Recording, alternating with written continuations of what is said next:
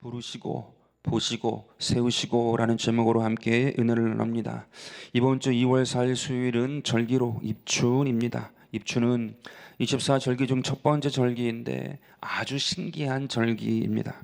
아직 눈이 녹지 않았고 바람이 차가워도 이미 봄이 시작되었다고 선언하는 날입니다. 시편 104편 19절에는 이런 말씀이 있습니다. 야훼께서 달로 절기를 정하시며 해는 그 지는 때를 알도다. 절기를 지으신 분이 하나님이십니다. 그래서 절기를 통해서 하나님의 마음을 조금이라도 알 수 있는데 입춘은 우리에게 이러한 생각을 갖게 합니다. 그동안 움츠렸었는데 이제 나도 기지개를 펴야 하겠구나. 그동안 잠들었던 나의 마음이 깨어나야 하겠구나. 입춘은 매년 다가오는 절기이지만 우리의 마음을 점검하게 하는 아주 신기한 절기입니다. 그동안 얼어붙었던 마음이 있다면, 잠자던 영혼이 있다면 오늘 예배 가운데에 영혼의 본임이 왔다는 주의 음성을 듣게 되기를 원합니다. 첫째로 예수님은 시몬을 베드로라고 부르셨습니다. 오늘 본문의 배경은 이렇습니다. 침례 요한이 어느 날 지나가시는 예수님을 보고는 하나님의 어린 양이라고 외쳤습니다. 안드레는 원래 침례 요한의 제자였는데 이 침례 요한의 외침을 듣고는 예수님을 따르기 시작하였습니다. 따르고 보니 예수님이 정말 메시아인 거예요. 너무나도 기뻐서 그 형 시몬에게 가서 내가 메시아를 만났다 이야기하고는 그 형 시몬을 예수님께 데리고 갑니다. 근데 예수님은 시몬을 보시자마자 그를 베드로라고 부르셨습니다. 사실 시몬은 갈대 같은 인생을 산 사람입니다. 그는 사람들의 말에 흔들렸고 감정에 흔들렸고 환경에 흔들렸고 두려움에 흔들렸습니다. 근데 예수님은 그를 보시자마자 너는 반석이다, 베드로라고 부르신 것입니다. 예수님은 베드로가 어떻게 쓰일지를 미리 보시고 부르신 것입니다. 갈대 같은 시몬을 정반대로 불러주신 것입니다. 이러한 예수님의 모습은 아직 찬바람이 부는 겨울임에도 입춘이라고 부르는 것과 닮아 있습니다. 주님은 먼저 불러주시는 분이십니다.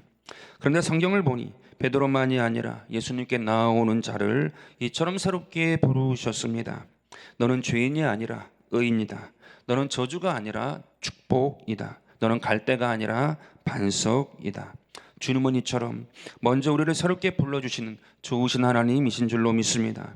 오늘 이 예배를 통하여 우리의 마음을 활짝 열게 되기를 바라겠습니다. 마음을 활짝 열고 주님이 부르시는 새로운 정체성, 나를 부르시는 새로운 이름, 새로운 정체성을 받아들이는 축복이 있게 되기를 바라겠습니다. 그런데 한 가지 궁금증이 생깁니다. 다른 복음서를 보면 예수님과 베드로의 만남이 요한복음과 다릅니다. 그래서 정말 이름을 먼저 바꿔주신 것인가 궁금증이 생깁니다. 마태복음 4장 18절에는 천만담이 이렇게 기록되어 있습니다.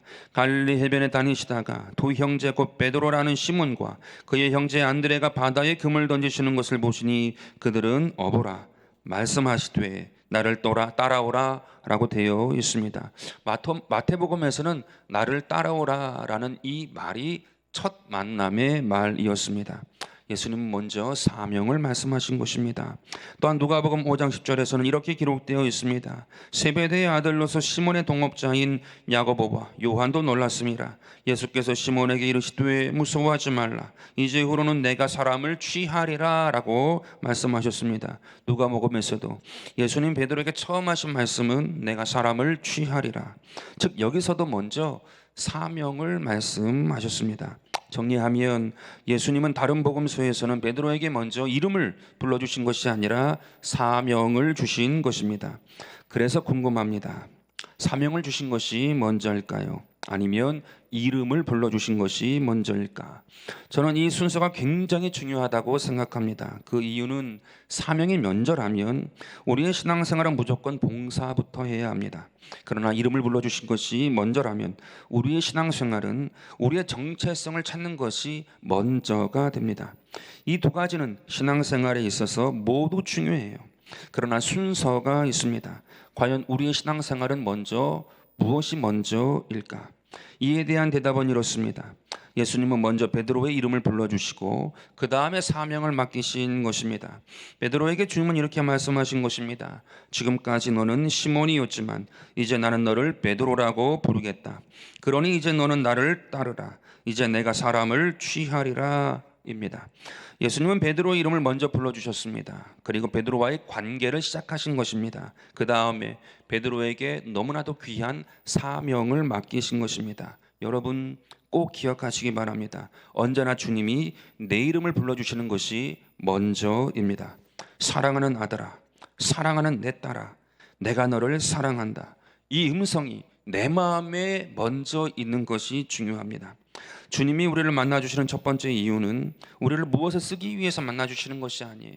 우리를 먼저 무엇인가 써먹기 위해서 만나주시는 것이 아닙니다. 우리를 사랑하시게 만나주시고요, 우리와 친밀한 교제를 갖기 위해서 만나주시고, 우리의 절망적인 운명을 복된 운명으로 바꿔주시고자 주님이 우리를 만나주시는 것입니다.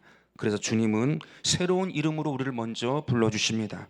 너는 이제 열국의 아버지다, 아브라함이다. 너는 이제 열국의 어머니다, 사라다. 너는 이제 이스라엘이다. 너는 이제 복인이다. 너는 이제 축복이다. 너는 이제 베드로다. 오늘 우리의 이름을 새롭게 불러주시는 주의 음성을 듣게 되기를 원합니다. 우리의 정체성이 새롭게 되기를 바라겠습니다. 저 같은 경우를 한번 생각해 보았어요. 저 같은 경우 부끄러운 일을 당하거나 낙심당할 만한 일을 만나게 되면 좋은 차에 있을 때 조용히 저에게 스스로 질문을 합니다. 너가 누구이기에 이러한 일을 만났을까? 너가 누구이기에 이러한 일을 당했을까? 그러한 질문을 제 스스로에게 합니다. 그러면 제 이 뱃속 아래서부터 그러한 음성이 들려와요. 하나님의 사랑하시는 아들이다. 너는 하나님의 사랑하시는 아들이다. 너는 복인이다. 너는 할 수 있다. 제가 한번 의심해 봤어요. 내가 너무 답답하니까 만들어낸 생각이 아닌가 의심을 가지고 체크도 해보고 되뇌어 보기도 했는데 그게 아니고 내 뱃속에서부터 주께서 제가 질문할 때 주시는 음성인 것을 제가 확신하게 되었습니다. 너가 누구냐? 너는 하나님께 사랑받는 아들이다. 하나님의 사랑하는 자녀다. 하나님이 함께 하시는 백성이다. 너는 복입니다. 너는 할 수 있다. 그 음성을 주시는 거예요. 얼마나 그 음성이 있을 때마다 감사하고 좋은지 모릅니다. 오늘 저와 여러분의 삶 가운데 주님께서 그렇게 불러주시는 줄로 믿습니다. 물어야 돼요. 질문해야 돼요. 하나님, 제가 누구입니까? 공고할 때, 환난 당할 때, 어려울 때, 괴로울 때 내가 믿는 자라면 물을 수 있어야 돼요. 주님, 과연 나는 누구입니까? 너는 내가 사랑하는 자녀다. 너는 내가 사랑하는 아들이다, 딸이다. 주의 음성이 들리게 될 줄로 믿습니다. 이렇게 우리의 정체성이 새로워지면 그 다음에 우리의 사명도 감당하고 축복도 누리는 인생이 될 줄로 믿습니다. 여러분 한번 주변을 돌아보세요. 주변에 너무나도 많은 사람들이 사명부터 감당하다가 지치고 넘어졌을 때 내가 누구인지 알지 못하고 세상 가운데 돌아간 사람들이 얼마나 많은지 모릅니다. 먼저 주님이 나를 불러주시는 게 먼저예요. 내가 누구인지 아는 게 먼저예요. 그 다음에 주님이 맡기신 귀한 사명, 그 사명을 감당할 때 우리의 인생이, 우리의 운명이 바뀌게 되는 줄로 믿습니다. 베드로의 모습을 기억하시기 바랍니다. 새로운 이름으로 불려졌을 때 먼저 그의 정체성이 바뀌었고 그 다음 사명이 주어졌을 때 그의 운명이 바뀌었습니다. 오늘 우리도 나의 이름을 부르시는 주의 음성을 듣게 되기를 바라겠습니다. 그 음성을 사모하게 되기를 바라겠습니다. 그리고 새로워진 마음과 정체성을 가지고 귀한 사명을 감당하는 하나님의 귀한 백성이 되기를 주의 이름으로 축원드립니다. 둘째로 베드로의 이름을 불러주신 예수님은 베드로의 실패 속에서도 그의 회복을 보셨습니다. 예수님의 시선은 언제나 하나님의 시선과 동일합니다. 성경을 보면 실패한 이스라엘을 보며 하나님께서 이렇게 말씀하세요. 너희를 향한 나의 생각을 내가 아나니 평안이요 재앙이 아니니라 너희에게 미래와 희망을 주는 것이다 라고 예레미야 29장 11절에 말씀하세요.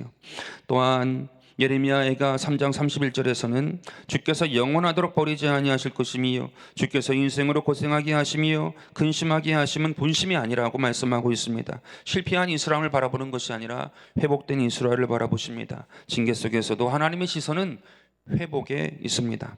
예수님도 베드로에게 이렇게 말씀하셨어요. 누가복음 22장 31절인데요. 시몬아 보라 사탄이 너를 밀가부르듯 하려고 요구하였으나 그러나 내가 너를 위하여 기도했다라고 말씀하고 있습니다. 예수님은 베드로가 실패할 줄을 미리 알고 있었습니다. 모른다고 부인할 것도 알고 있었고요. 도망칠 것도 알고 있었고요. 눈물을 흘릴 것도 알고 있었습니다. 여기서 사탄이 밀가부르듯 하려고 했다라는 것은 이러한 의미를 가지고 있습니다. 우리가 채를 치면 쭉정이와 껍데기는 다 날아가잖아요. 바람에 날아가지요. 그러나 알곡은 안으로 안으로 자꾸 모이게 됩니다. 마찬가지로 사탄이 베드로를 책에다 올려놓고 쳤다는 거예요. 밀가부르듯 쳤다는 것입니다. 그래서 베드로가 바람에 날아가는 인생이 되게 하려고 사단이 밀가부르듯 너를 쳤다라는 것입니다. 그런데 하나님이 알곡 믿음이 날아가지 아니하도록 알곡 믿음을 주셨다는 거예요. 그래서 남긴 것이 있도록 베드로를 붙잡아 주셨다라는 이 내용인 것입니다. 다시 말해 예수님의 기도는 베드로가 안 넘어지게 해달라가 아니라 넘어져도 무너지지 않게 해달라는 것입니다. 예수님은 오늘날도 우리를 위해 이렇게 중보하십니다. 하나님 아버지, 이 자녀가 넘어져도 무너지지 않게 하여 주옵소서. 이 자녀가 실패하여도 포기하지 않게 하여 주옵소서. 여러분, 이것이 주님의 기도예요. 우리 예수님의 기도입니다. 이러한 주님의 마음을 알게 되면 어떠한 상황에도 두렵지 않은 것이, 어떠한 환경에도 포기하지 않게 되는 것입니다. 이처럼 주님의 시선은 우리의 회복 가운데 있어요. 우리의 회복을 바라보고 있는 것입니다. 그런데 이러한 질문이 또 생깁니다. 예수님이 하신 기도인데, 하나님이 하신 기도인데 이왕이면 넘어지지도 않고 무너지지도 않게 해달라고 기도하면 더 좋지 않았을까? 왜 넘어지는 것은 그냥 두시고 무너지지만 않게 해달라고 기도하신 것일까? 왠지 불완전한 기도인 것처럼 들립니다. 그런데 성경을 보니까 완벽해 보이지 않는 이러한 예수님의 기도가 의외로 많이 기록되어 있습니다. 잠언 24장 16절에 보니까 대저 의인은 7번 넘어질지라도 7번 넘어진대요. 다시 일어나려니와 넘어짐이 예정되어 있다라는 의미인 것 같습니다. 그러나 무너짐은 허락되지 않았다라는 것입니다.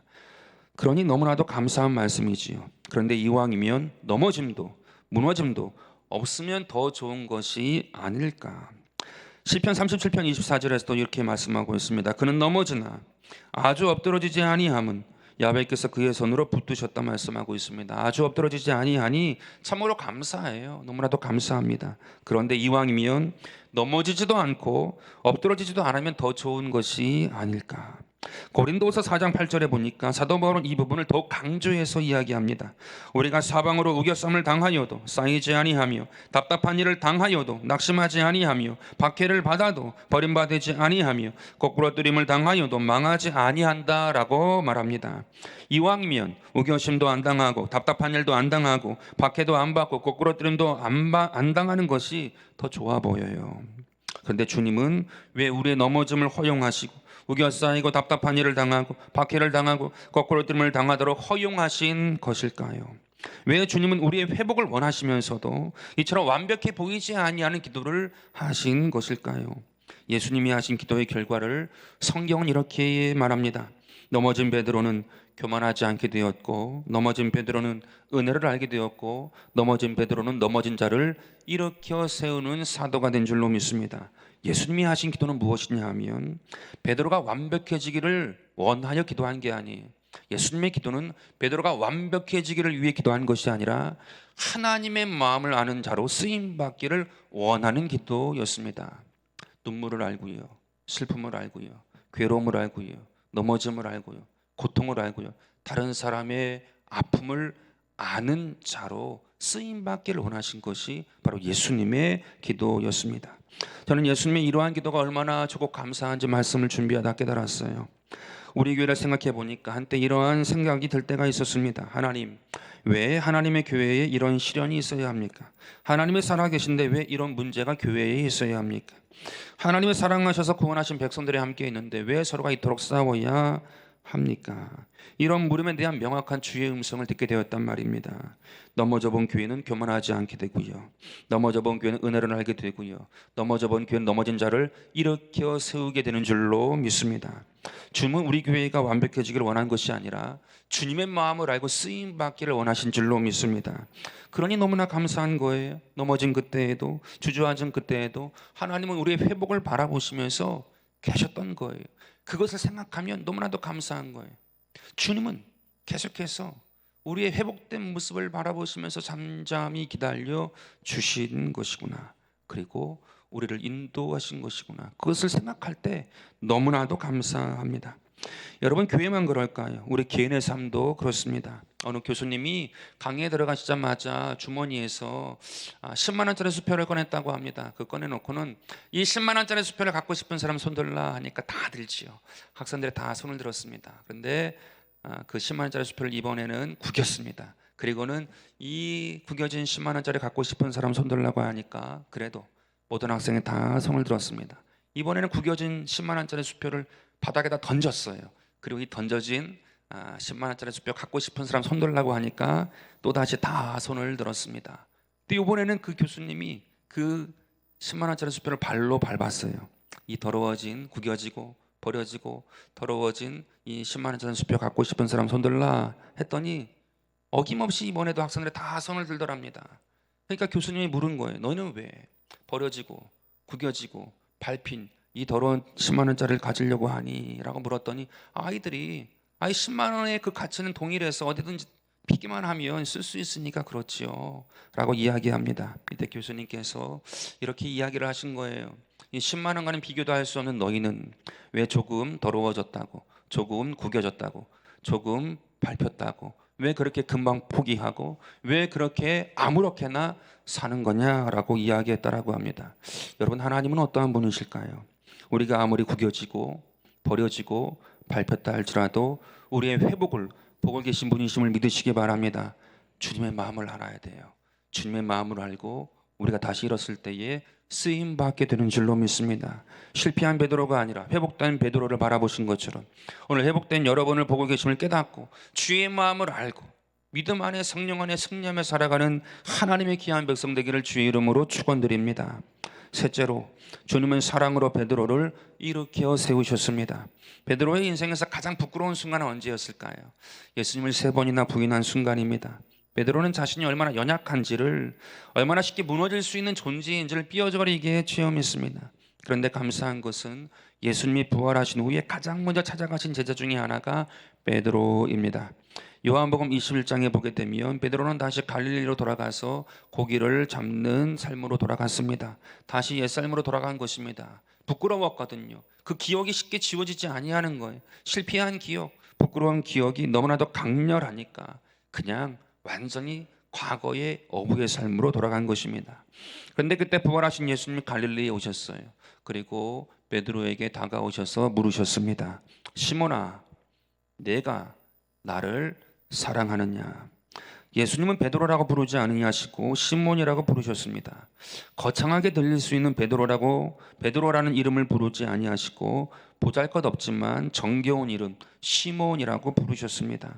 그리고는 주님이 이렇게 묻지 않으셨습니다. 왜 나를 부인했느냐? 왜 도망쳤느냐? 왜 그렇게 믿음이 없느냐? 베드로가 아닌 시몬에게는 이렇게 물을 필요가 없는 것입니다. 주님은 단 하나만 물으셨습니다. 네가 나를 사랑하느냐? 돌이켜보면 시몬이 예수님을 따르게 된 것은 예수님을 사랑이 있기 때문에 따른 것입니다. 누가복음 5장에서 그물이 찢어지는 기적을 경험한 후에 베드로가 이렇게 말했거든요. 5장 8절에 주여 나를 떠나소서 나는 죄인이로소이다. 여러분, 이 고백은 거절이 아니에요. 거절이 아니라 주님이 누구이신지 인정하게 되었고 거룩한 분이심을 알게 되었고, 그러니 내가 주님과 함께할 수 없는 너무나도 거룩하고 사랑스러운 분이시구나, 그 사실을 알고는 주님과 내가 함께 있을 수 없습니다. 나를 떠나시옵소서. 사랑의 고백이었던 거예요. 이것을 정확하게 기억하셔야 합니다.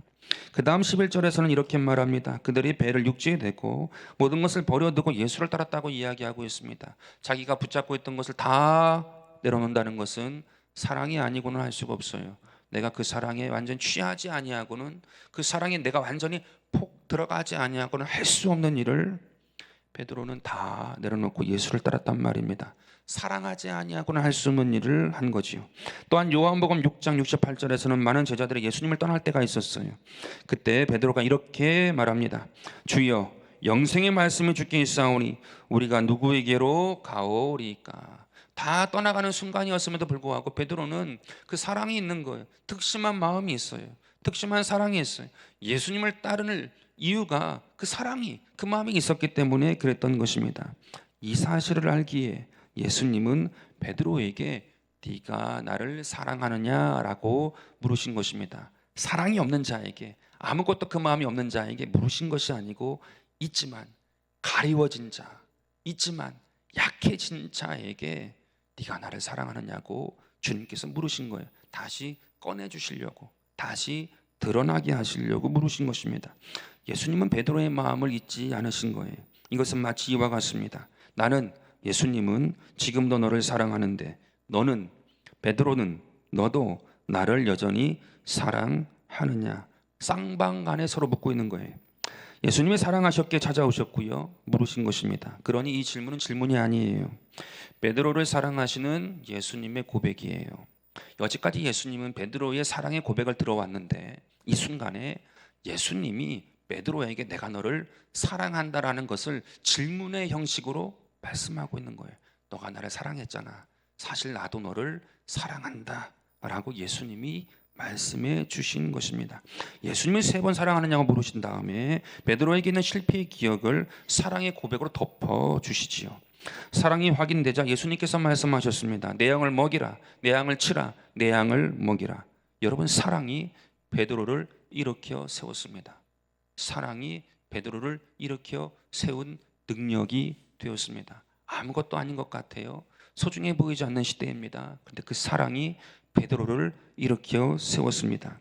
우리에게 적용해 보겠습니다. 제가 참 감사한 것은요, 우리 교회에 와서 교회를 사랑하고 하나님을 사랑하시는 분들을 가까이에서 볼 수 있게 되었다라는 것입니다. 가까이에서 보니까 외롭지 않은 거예요. 이전에는 나 혼자 가는 길인가, 나 혼자 그렇게 사는 인생인가, 그러한 생각이 들 때가 있었단 말입니다. 그런데 가까이에서 볼 수 있으니까 얼마나 위로가 되는지 몰라요. 교회를 사랑하고 또한 하나님을 사랑하고 성도를 사랑하고 목회자를 사랑하는 하나님의 사람들을 가까이에서 볼 수 있으니까 그것이 얼마나 큰 복이고 축복인지 저의 영적인 자산이 된 것이에요. 여러분, 사랑의 방식은 다를 수 있어요. 사랑의 방식이 다르니까 약간의 차이가 있고 오해가 생길 수는 있어도 결과적으로 사랑 때문에 이루어진 것이 분명하다라고 하고 그것이 보여지면 그게 위로예요. 그게 힘이에요. 그게 능력이고 할 수 있는 동력이 되더란 말입니다. 주중에 서울 총회본부에서 3분의 목사님과 전도사님 내려오셨어요. 내려오신 이유는 우리 교회가 5월 달에 성총회가 있는데 이 총회를 감당할 수 있을 만한 교회인가 답사차 오신 거지요. 둘러보시는 거예요. 교회를 하나씩 둘러보시고 이야기를 하십니다. 전화할 때에도 물었던 것이 있는데 온 다음에도 저한테 조용히 물으시는 게, 전국에서 목사님들이 몇백 명이 오시는데 그 목사님들을 잘 접대할 수 있습니까? 대접할 수 있습니까? 물으시는 거예요. 요즘에 쉽지 않잖아요. 쉽지 않은 시대잖아요. 그래서 제가 그렇게 대답을 드렸어요. 쉽진 않지만 힘들지만 잘 할 수 있습니다. 제가 그 대답을 하는데 그 대답을 할 수 있는 게 너무나도 감사한 거예요. 왜냐하면 교회를 사랑하는 것을 보았거든요. 하나님을 사랑하시는 것을 보았거든요. 우리 성도님들을 사랑하시고 교회를 사랑하시고 성도들을 사랑하고 목회자를 사랑하는 것을 보았거든요. 힘들지만 잘 해낼 수 있습니다라는 말을, 대답을 할 수 있는 자체가 너무나도 고맙고 감사한 거예요. 야, 이게 사랑이다. 그 사랑 때문에 세워질 수 있고 그 사랑 때문에 감당할 수 있다.